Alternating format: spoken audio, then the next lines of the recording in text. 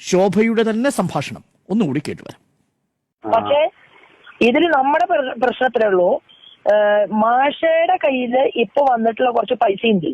ആ പൈസ ദാസേട്ടന് എത്രയും പെട്ടെന്ന് മേടിച്ചെന്നാ എനിക്ക് അതിന് കുറച്ച് പൈസ എടുക്കാനാണ്, അല്ലാണ്ട് പുണ്യപ്രവർത്തി ചെയ്യാനല്ല. അല്ല, അത് നമുക്ക് ഉറപ്പാണല്ലോ, അത് പ്രശ്നമൊന്നുമില്ല.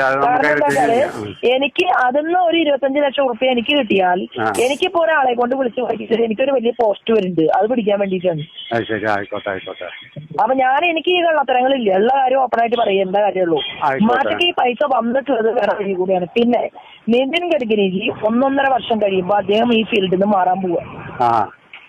അപ്പൊ അവിടെ കിടക്കുന്ന 1 കോടി റുപ്യ നമുക്ക് മേടിക്കണോ വേണ്ടയോ? അത് ചെക്ക് ചെയ്തെടുത്തോളോ, ഇല്ലെങ്കിൽ അത് കിട്ടിക്കാനുള്ള പരിപാടി അവിടെ നോക്കാം. ആയിക്കോട്ടെ. ഇപ്പോൾ ശോഭാ സുരേന്ദ്രൻ എന്തിനാണ് പ്രവർത്തിക്കുന്നത് എന്ന് പ്രേക്ഷകർക്ക് ബോധ്യമായിട്ടുണ്ടാവുമല്ലോ. പുണ്യപ്രവൃത്തി ചെയ്യാനല്ലെന്നും 25 ലക്ഷം രൂപ ആവശ്യമുണ്ടെന്നും അത് 1 കോടി രൂപ പിടിക്കാനാണെന്നും അതൊരു പോസ്റ്റിനു വേണ്ടിയാണെന്നും പറയുമ്പോൾ ഇപ്പോഴും BJPയുടെ സ്റ്റേറ്റ് വൈസ് പ്രസിഡന്റ് സ്ഥാനത്തിരിക്കുന്ന വ്യക്തിയാണ് ഈ ശോഭാ സുരേന്ദ്രൻ എന്നുള്ളതാണ് ഏറ്റവും പ്രധാനപ്പെട്ട കാര്യം.